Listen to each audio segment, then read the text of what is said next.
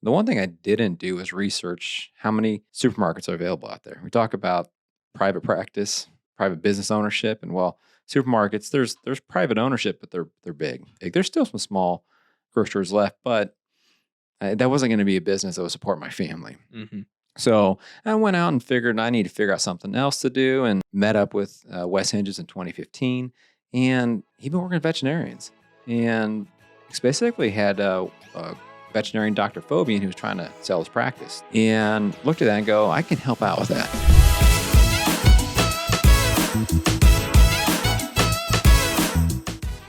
Hey everybody, welcome to the pilot episode for the Vetted Podcast, and I couldn't be more excited to be here with my good friend, my teammate, Kale Flaspohler, and my other good friend and teammate, Lindo Zwane. The Vetted Podcast, why are we doing this? There's only 3 to 5 million out there, and I got to get out of this radio voice now because I'm like, you're like the introductories get a little too heavy, so back off. But yeah, 3 to 5 million podcasts. So because we're that much better than everybody else at podcasts. Kale, you took the words right on my mind. No, hey, why we're doing this is to bring a different viewpoint to the veterinary podcasts that are out there. There's a lot of good podcasts out there, but hey, another viewpoint does not hurt, and so. Why we're doing this is because we believe there is a education, advocation, and inspiration gap in the veterinary community. And it's really an understanding gap that comes from the consumer side to the provider side. And so since we come from different backgrounds, we have seen both sides now. We've been working with veterinarians for a decade, and we've seen that. And along that decade, we thought, hey, if we can help private practice ownership, we probably should bridge some of this gap of understanding. And so why we're doing this is just that belief in private businesses are the backbone of the United States. And in fact, there's around 35 million small businesses in the United States. Now, I think there's less of the corporate business in the United States, but they take up so much of the business. And what we fear is that with so many big businesses out there, they take away the talent, they take away the resources of communities. And that matters to us. And that matters to the next veterinarian coming through, because if they don't have the inspiration of a private practice owner, I don't know. Well, we may not even have enough veterinarians who want to come into the field. So nothing against corporates, nothing at all. But independents also need somebody really advocating for them for private practice ownership. So why? It's just a deep belief I have, and I'll get into more of that later. But really, why is that? And I'm excited to dive into this as we go along. So, Kale, about the why, but what do we plan to do?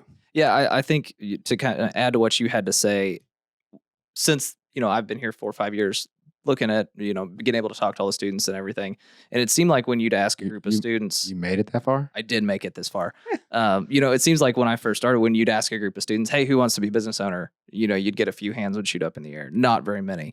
And, last Deviant Partners we had, there was, 15 students there, and 9 of them raised their hand and said, yeah, I want to be a business owner, and I would kind of like to do mixed animal too. Yeah. And so, it's kind of interesting to see the swing of things, from, one generation to the next. Not really the 5 years a generation, but, I just thought that was interesting. And that's kind of what a short time frame, right? A very short time frame. Yeah. When there would seem to be a lot of people thought that wasn't going to be a thing. Right. People weren't going to raise their hands, be willing to no one wants to be a business owner anymore. Yeah.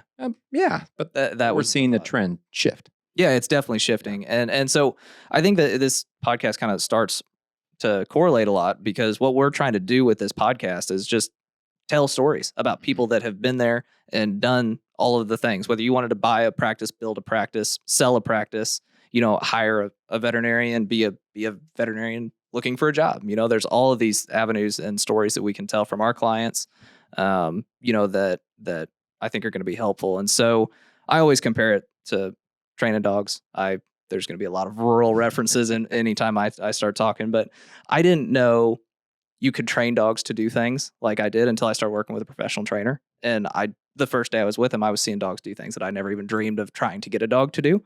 And so, it's just kind of interesting until you see somebody else do something successfully, you don't even think to try it. Absolutely. And so hopefully people can hear stories from our clients that inspire them to start something.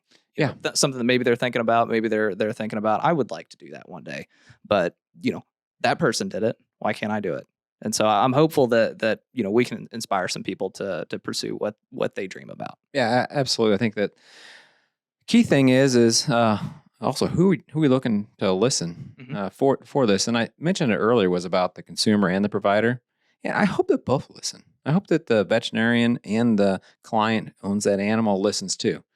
Get something out of it. I mean, our real main target, if you want to look at it, is a veterinarian that wants to own a business, is in business, wants to get out of business. So get in, get out, or stay in. Those Get in, stay in, get out. One of the in that order. Chronological matters. Yeah, it might. Does that matter? Okay. So get in, stay in, and get out. Okay. I got that down. So we need two of us. So 3. Got Lindo over here directing behind the scenes. So Lindo, as we look at who that target audience is, the why that we did this, the what, the who, what, anything you'd add to what we've got? Just going back to what you said, it makes sense that we targeting everyone that's within the vet space, so it's a podcast that's going to help everyone benefit from it. As much as we are going to be giving out information, we're also going to be learning whilst we're doing this podcast. So it is a win-win for everyone. So as Kale says, you come, you stay, and you go. Yeah. Right?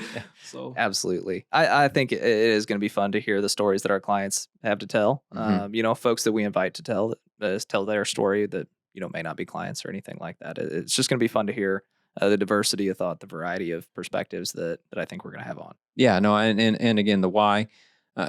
Do believe there's a gap in that education and the advocacy for the veterinary community.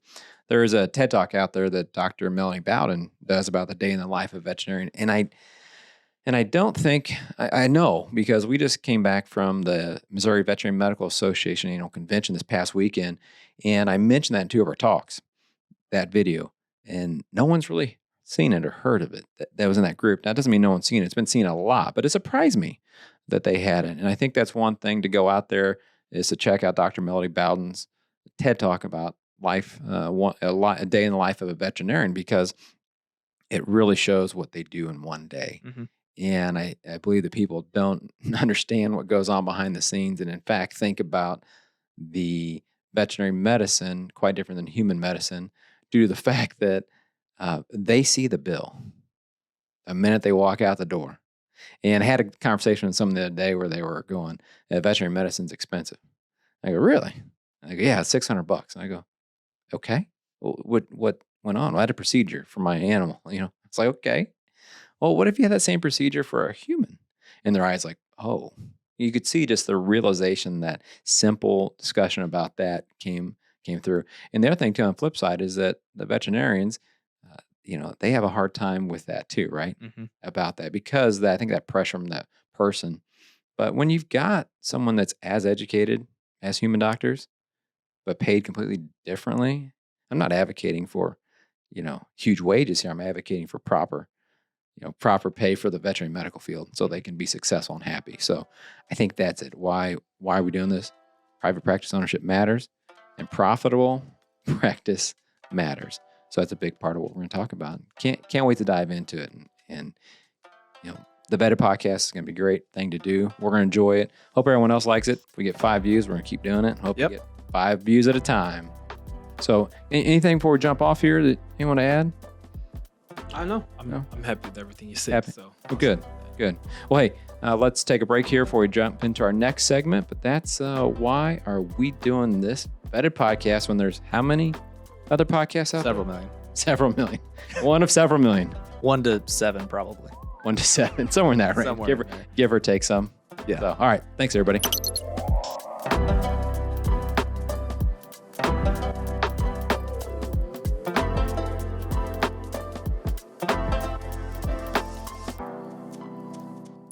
So yeah, people might be wondering why the hell they would listen to our viewpoint and why ours might be different from other people's. So why don't you kick it off and tell us Kale, about yourself? Pretty valid point. My name's Stephen Hermann. Maybe I didn't even start with that at the I don't beginning, think you right? did. Just like went right into it, and assuming people knew me. We could just put this at the beginning. Like I know you, you know me, but no one else out there listening does, unless they're a friend that happens to have pity on us to listen to our pilot episode podcast.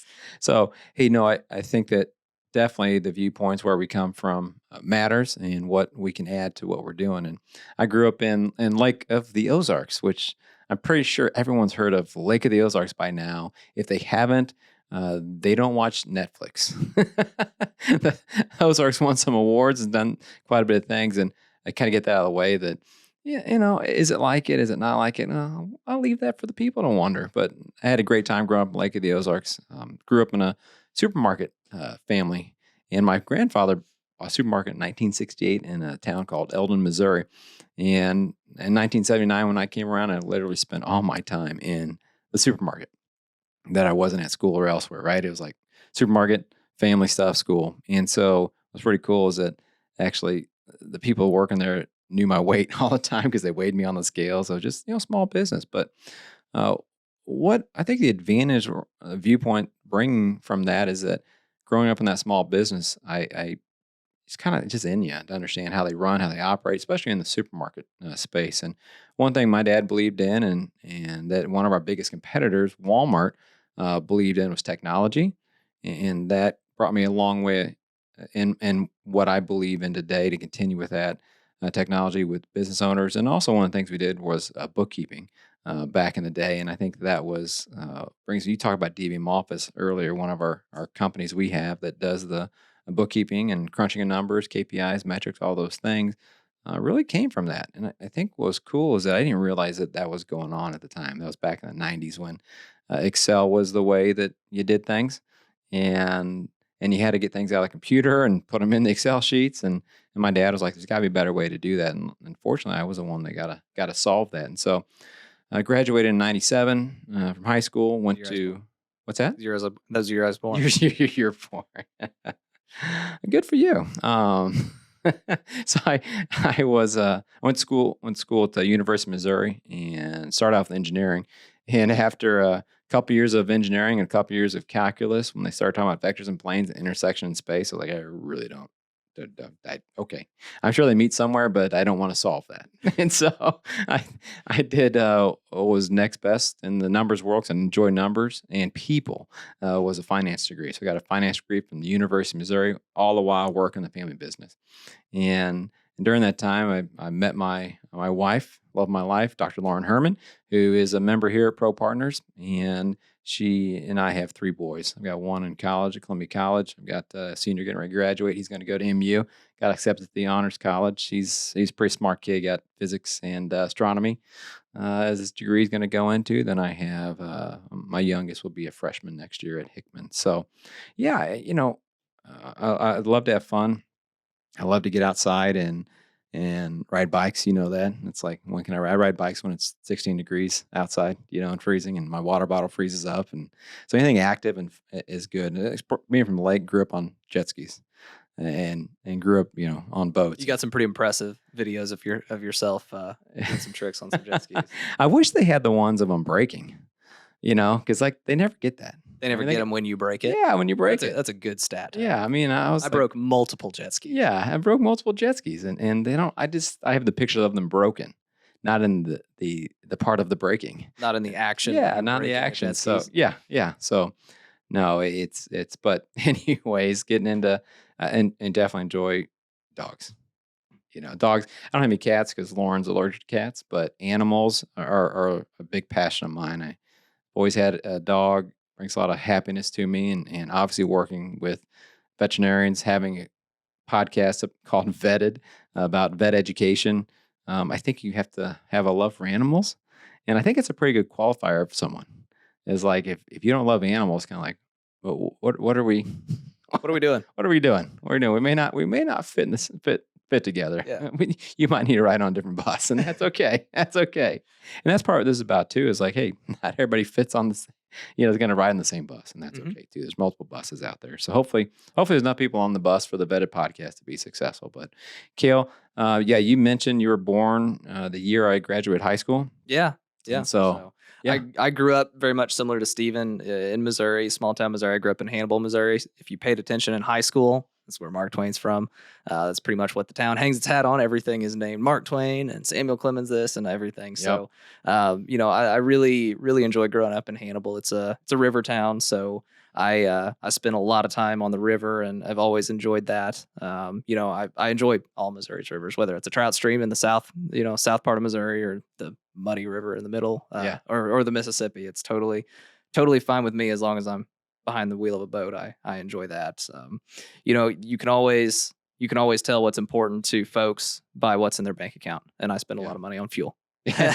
Every transaction is that. So whether it's filling up the boat or it's going to the farms or doing stuff like that, I grew up in a pretty conservation heavy family, so I was exposed to waterfowl conservation primarily from a very young age, and so that's become a passion of mine. Now I'm active in Ducks Unlimited, and probably not as active as they'd like me to be, but I support them nonetheless, and go to several banquets, and I enjoy those kind of things. That's about me. But in high school, I really enjoyed real estate, and so my family was big into real estate. We flipped houses, we had rental property, stuff like that, and I enjoyed the whole process. But I really liked negotiating. It was always fun when we got to sell one, and I also worked at the real estate office, and so I'd kind of get to help with the whole process, and I really enjoyed that, and that really translates to some of the things that we do here, and I think that's why I enjoy working on transitions as much as I do, is because it kind of is a piece of that, a continuation of what I used to do a little bit. So went to the University of Missouri, graduated during COVID in 2020, which was an interesting time to enter the workforce, but pretty straightforward guy. I remember that was COVID. We were looking for more office space because the team was growing, and that was real interesting. I mean, that was like, do we need completely separate offices? How do we make this work? And so with that, hey, we're here today. Yeah, worked out. Yeah, it's interesting about you and the river. I've been on the river on jet skis for a charity run that the YMCA at the lake did. And man, you got to respect that more than the lake. And oh yeah, and what's pretty wild about it is that we go out to go fishing on the Missouri River here outside of Columbia, Missouri, and this guy lets me drive his boat. And I knew he's said, I usually don't let people drive my boat because it's a river, and I don't know if they know how to drive or not. But yeah, he trusts me enough. I was gonna see what happened. Yeah, and so I'm sitting there looking at him. He's on the bow of the boat, and I'm in the back, and there's a little trim tab. You can trim the drive up. And when you trim the drive up just right, it starts bouncing. So I just sat there. And what'd you do? I turned around, I looked at him, and then he smiled. I was like, what the hell is this guy doing? Yeah, I feel like he's driven enough boats. He's fine with this. And I turned around, I looked at him, and he just smiled at me and trimmed it back down and planed it out. And I was like, all right, he was screwing with me. Yeah, absolutely. No, you're right about the river. You have to respect it quite a bit. It's definitely not just a body of water you can drive wherever you want, especially when some of the rock dikes are underwater and sandbars and stuff. You gotta be able to read it quite a bit different. And you're moving when you're not under motor. Yeah, you're moving all the time. So what? Hey, Kale, what about this good-looking guy? Again, this guy behind the desk scenes. back here, behind the scenes. I'm really glad he's behind the scenes because not saying we're good-looking guys at all, but it helps us maybe. I mean, I really tried today. You tried a lot. You tried? Yeah, really hard. Tried real good. I did. Well, Lindo, how about you, my man? Thank you for the intro. Absolutely. I think you guys look spectacular today, Oh, as always. uh, But so for me, it's a different route than where you guys grew up in. So I'm from South Africa, Johannesburg. I grew up in the city. I'm a city guy. So what's population in Johannesburg? population, Mm-hmm. geez, Put you on the spot. Within 50,000 is fine. I don't know. I would say 4 million. Yeah. So there's a lot of people. Yeah, roughly 4 million. Okay. Yeah. So no lake for us, sadly. No. You have to travel a bit to Yeah. get to a lake. Yeah. So just more of buildings and stuff. But I just had an interesting childhood. I grew up in a business family, Mhm. entrepreneurs. My mom entrepreneur, has her own company. My dad, same thing. So I grew up in a very business household where even when I went to high school, I was more interested in business classes. Even when I spoke to my parents, they always wanted me to get into the business space. But as years went by, I wasn't interested in that. I was just more of a take a different route and see where it ended up. So I took the route of studying communication, and that's what I studied when I got an opportunity to come to the States, Mhm. and I moved to Missouri, which was very different for me because I'm used to the city and everything. But as soon as you get to Missouri, you just notice how different it is, but in a good way. You know, you meet families that are willing to take you in. So I had pretty much the best experience in my college years. You know, I did 4 years in Columbia College, and I just recently graduated. Yes, you did. Congratulations. Thank you very much, sir. But yeah, I moved to Colombia, and it's really amazing, especially when I meet people that are into hunting, like you guys, hunting, going to the lake. It's really amazing what you learn when you move to a place like Missouri. You know, people don't really talk about it a lot, but there's really so much good that you see because everyone is just family orientated. Yeah. You know, everyone is just very focused on themselves, and it's a very good thing. It's a family feeling. You know, it's a good community and everything. So I'm happy that I'm here, and I got the opportunity to also come work at a vet space. You know, where I love animals and Yeah. everything. So it's a perfect space for me, and that's pretty much all I have. Well, hey, we're really glad to have you on board. And Lindo, you've spearheaded this for a good 7-8 months now, putting together equipment needs, all the things that come together to make a great podcast. And so we couldn't do this without you. And it's interesting. You talk about your parents. They wanted you to come in the business, you said, and like be Uh, part of the business. yes. And if I can, what's interesting, my dad, I think, tried to like encourage me like to be discouraged from the business because he would give me like the really crappy jobs at the store. You know, apparently you're a lot smarter than me as I'm trying to lead towards it. And I look at it where one of our stores, we used to burn our boxes back in the 90s. Up until the 90s, you would burn your boxes. You didn't recycle. So you literally had an incinerator on the side of the store going. And you had to keep it going too, right? You don't want it to go out. Only time we go out is Saturday night into Sunday because you needed to clean out the ashes. Well, guess who got to clean out the ashes on Sunday? I can only imagine. Yeah, I mean, and so the way you clean the ashes out, you open the door on the outside of the store, outside of the incinerator, and you go in, and then you start shoveling it out. And my dad would I think try to blame the manager. It was like, no, it wasn't me. It was the manager trying to do that to you. And I look back, I'm like, he was really trying to be like, you sure you want to work here? You don't want to work. Either he was really wanting me to prove myself that I was willing to do whatever to work there at the time, or I just wasn't smart enough to be like, he was like, Steven, go do something else. And so all kidding aside, I think that, but the experience I had at the supermarket will help me with the viewpoints for finding, a way to help the veterinary business owner in the private practice. So I'm excited about that. We got a great group of guys here. Lindo Zwane is our director behind the scenes. I'm Stephen Hermann, again, the co-host. Kale Flaspohler, Co-host. And we got up here, again, key thing, educating and advocating and inspiring and looking at the privately owned practices. So you'll find out more about us as we go along. And what I think is great about this too is we'll find out more about each other, more about our guests, and just more about the veterinary community, which if we got educating in the title here, we probably ought to stay educated. So perfect thing to do. Absolutely. So why don't you talk a little bit about why you guys started Pro Partners in the first place? So, well, it's interesting. Pro Partners had a couple of evolutions, really. So my business partner, Wes Hinges, and I met in 2015. And he'd been working with veterinarians, but on the financial planning side. And I had been out of the family business for a couple of years, trying to figure out what the next things to do were. And one of the things I had done was start a company called Supermarket Solutions that did the background work on accounting and bookkeeping and really automated that. It took like 2-3 hours a day of work down to like 15 minutes and took the weekly reporting of sales, labor, gross profit, all that kind of stuff, and got in our hands real quick. And so I took that. I thought, you know what, I had to go and do that. That's my next evolution. And well, the one thing I didn't do was research how many supermarkets are available out there. We talk about private practice, private business ownership, and well, supermarkets, there's private ownership, but they're big. They're in our state, it's like Deerbergs and Schnucks, and up in Kansas City, like the Price Choppers, they're really big. There's still some small grocers left, but that wasn't going to be a business that would support my family. So I went out and figured I need to figure out something else to do, and so I did some financial advising myself.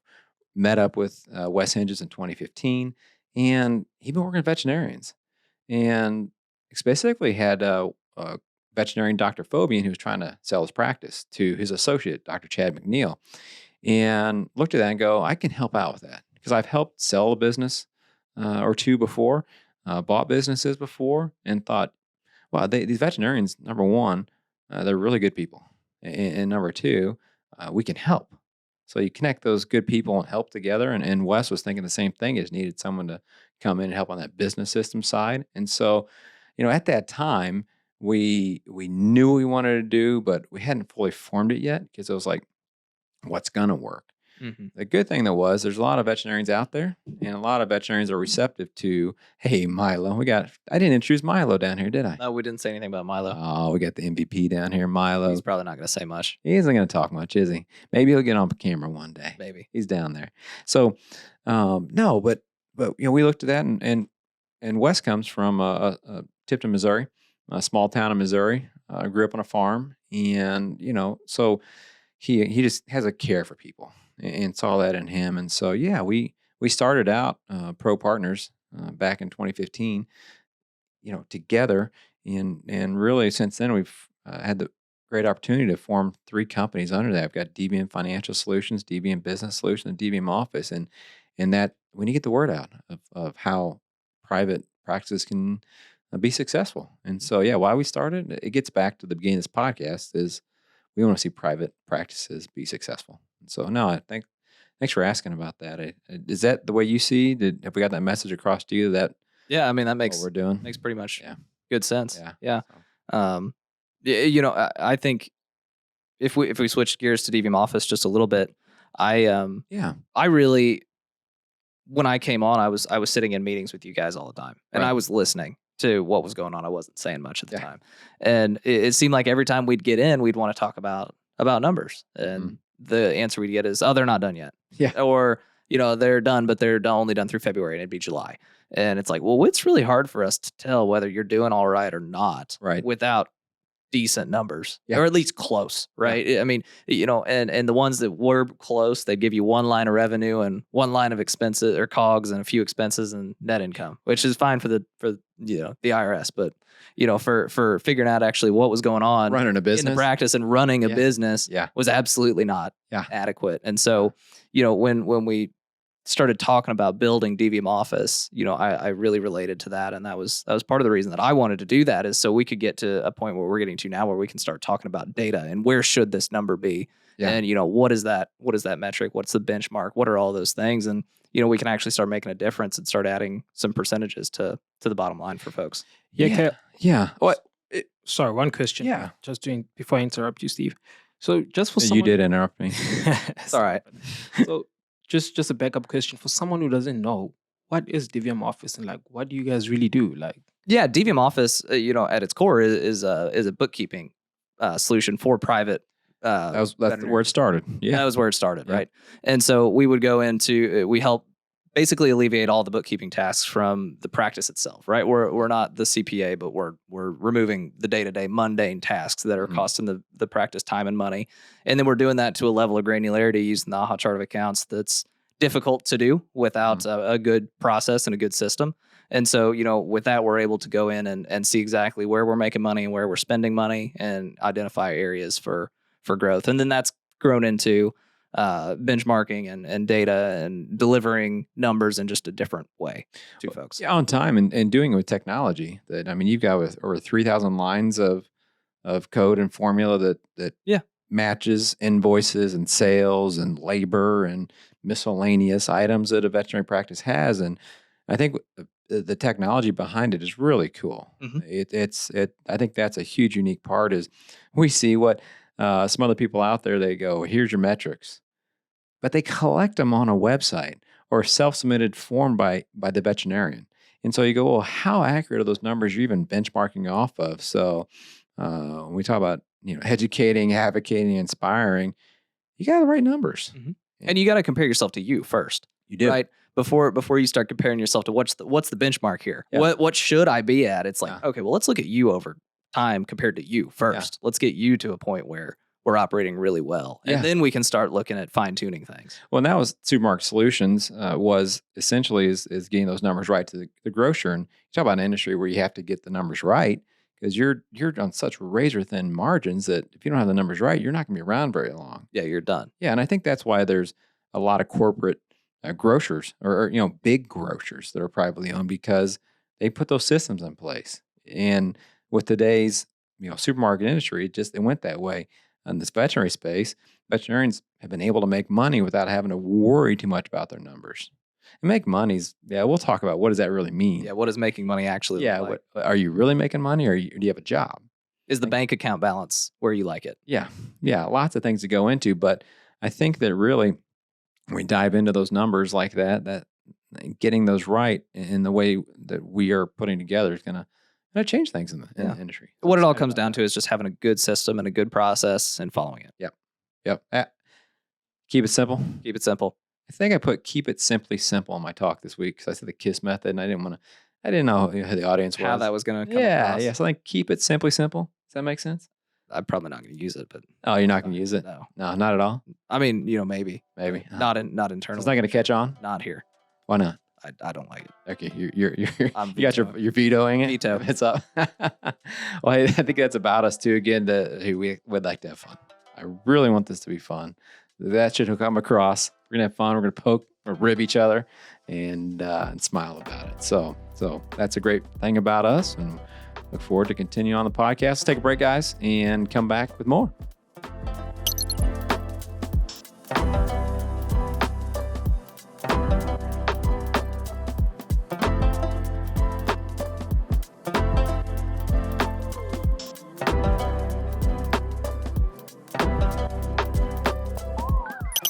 Welcome back. Hey, glad to be back. Thank you, Lindo. We didn't go anywhere. We didn't? Let's try to get adjusted here and get this stuff figured out on how to sit right. It's important. Put your hands. There we go. Just stare at the camera and put your hands up. Well, if we can give just a little bit of taste of what we'll dive into. We'll talk about more about who will be on the episode and other things, but we're coming right off the Missouri Veterinary Medical Association. And one of the talks that we gave was titled State of the Veterinary Industry. And why we're able to give that is because we have a good amount of financial data and a good amount of practice data. So we're able to dive in and take a look at that. But I'm always curious, like I want to pull people. I want to see what are they thinking. And we did that. We had a couple three really good questions. And one of them was, how do you feel about the state of the veterinary industry? And what do you think? So what it was is Slido. And so as people get the same words, like the word gets bigger, right? So there's like, 20-ish responses here on this, and or more actually. But what do you think the biggest word was on here? If you were to guess, why are we doing this podcast? About corporate. Corporate was like smack probably. dab in the middle, right? Like private practice owners are they're worried about the corporate side of things. So that gets back to why are we doing this podcast. So I was interested to see that, because that backs up what's going on. But some of the words on there, growing was one. That's good, right? Yeah. Then next to it's nervous. Then we got possibilities. I got inflation. I don't know how how that fits in, but have some on here too that you shouldn't say. One says ruining. So there's negativity out there and positivity out there. So how do we make sure that positivity stays out in front of that? And then we asked one question. So like, what are you competing for? So as a veterinary practice owner, what are you competing for? I thought this was interesting. The most answered same word was time. And that's saying that about the advocating for the veterinary industry is that time is one of the things, because people don't know how many animals there are compared to veterinarians. And as we know, working with veterinarians, there are less veterinarians that the animal ratio than ever before. And it's becoming a mounting problem. So time. So that's a thing we'll dive into. And then the other question we asked was, I can't see the question on here, but the question I believe was, so I had, what are you competing for? And then who are you competing with?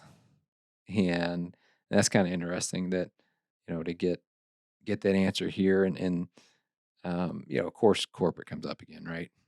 I mean, you got that up there as that, but they also come up with, there's online ordering like Chewy and things of that nature. So hey, I think we'll be able to dive into things like that and break down what does that mean? And what are we seeing out there? Because you got people that have fears, and just like we had in today in our lunch meeting with our team, we were talking about investing. And one of our team members said, "Well, I feel," and I was like, "Okay, I mean, feeling's fine, but let's start with rational data. Let's start with good information and get down to that to go, is that feeling real or just a feeling?" So I'm excited about diving into that, and I think that Kale, you're looking at some numbers there that we presented and how 2023 ended up, and so why don't you throw a few of those numbers around? Yeah. So first one looking at this is CPI, and we are fortunate to talk to people all the time about, what are you doing with pricing? How do you feel about pricing? What are you going to do? Are you going to do individual things? You're going to do blanket markups? And so, I feel like towards the end of 2022, this we had this notion that folks were just going to do a smaller increase, right? We do 1-2%, whatever. But as it turns out, the the CPI for the United States was 6.5%, and which is In 22. in 2022, 22, right? And so if you look at that as the veterinary industry goes, it's actually 8.8, so Yeah. it's several percent higher.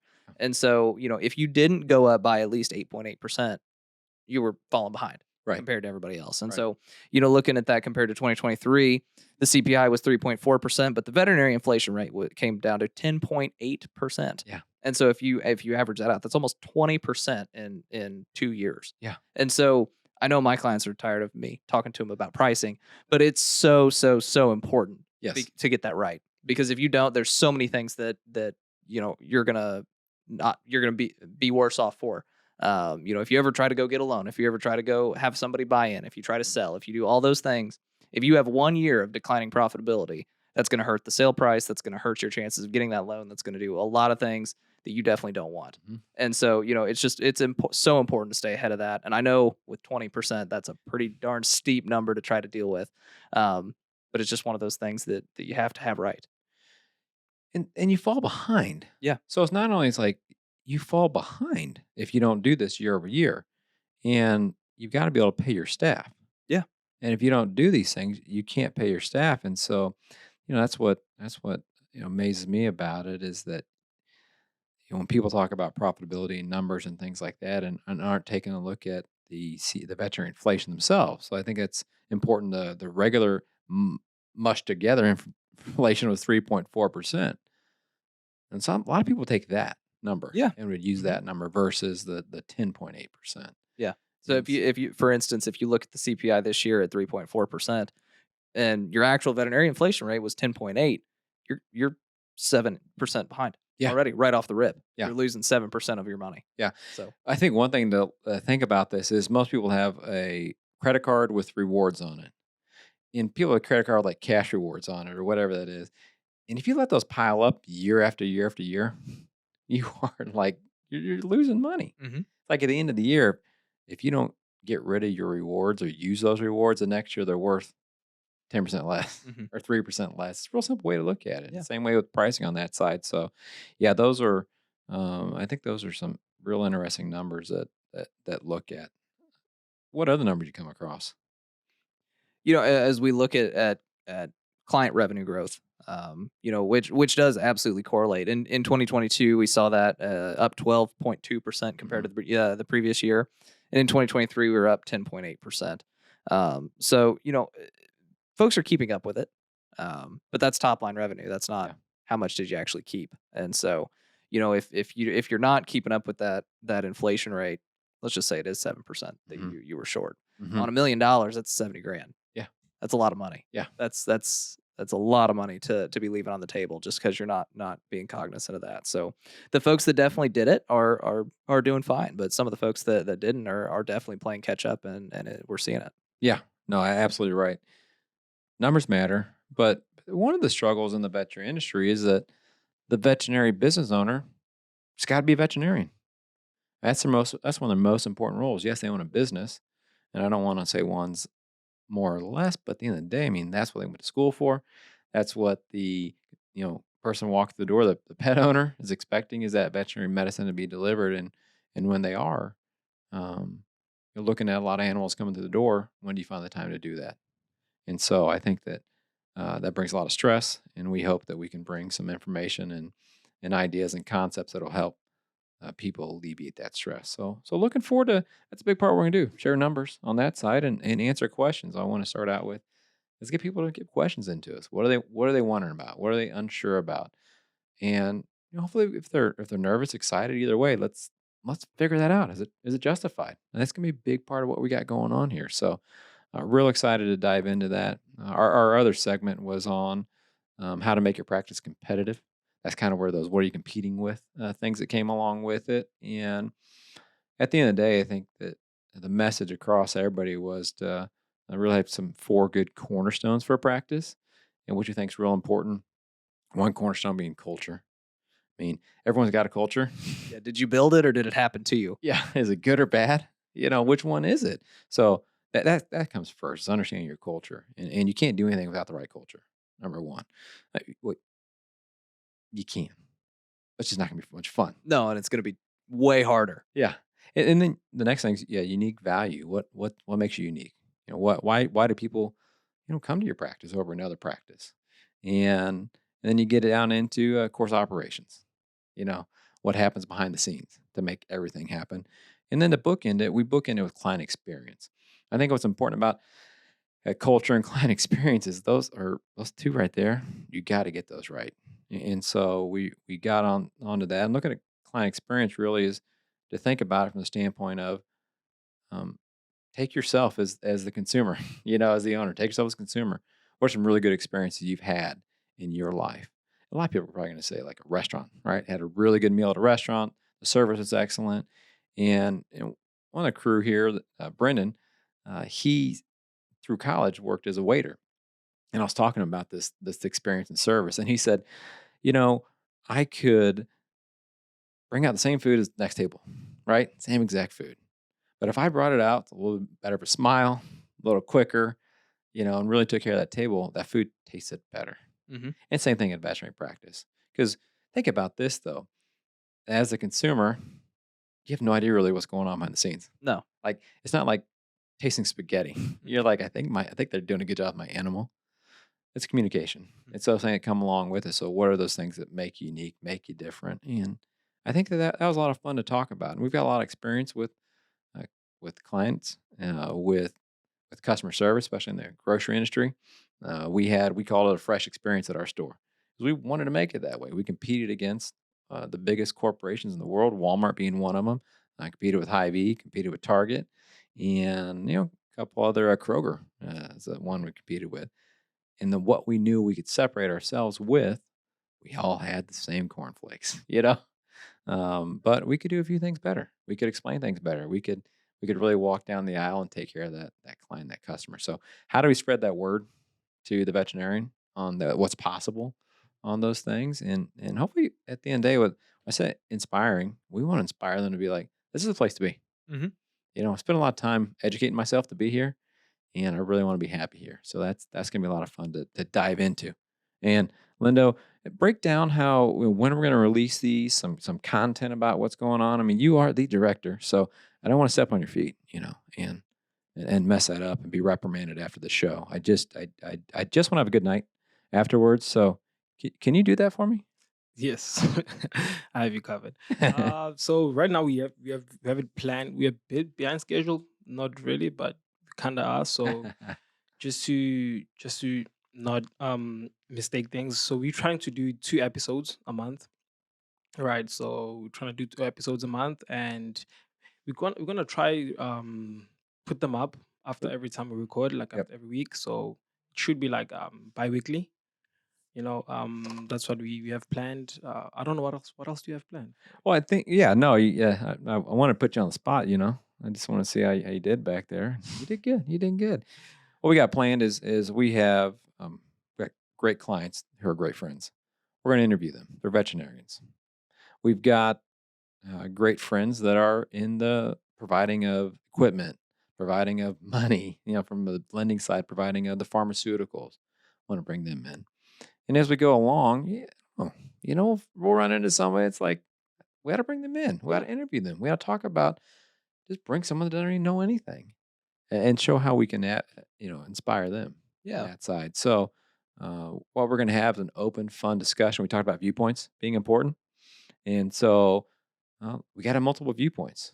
And we want this to be, we kid around the safe space, the circle of trust. But really, it should be a spot where you can, within an ethical, it's got to be ethical, right? I don't want to, I'm not saying crossing those lines. It should be ethical, should be appreciative of people, but really to understand people's viewpoints to help make a difference so you can educate, can advocate, and we can inspire for a great community of veterinarians and people that love dogs. Man, there's just so much information we've collected. Yeah. And experience we've had.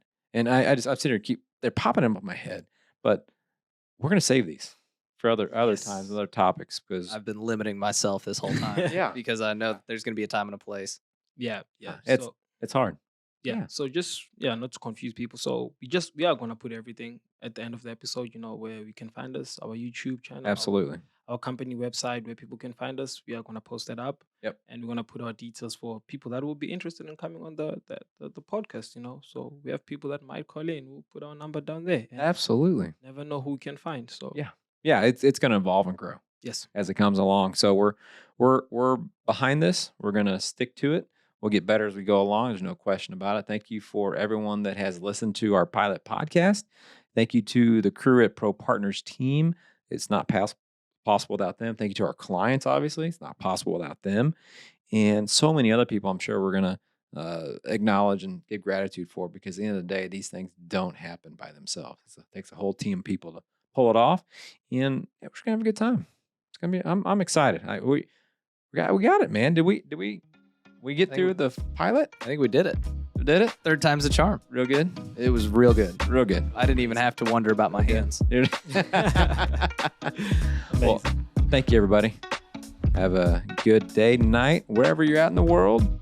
Make it a good one. Peace and blessings. All right. Goodbye. Bye-bye. Bye-bye now.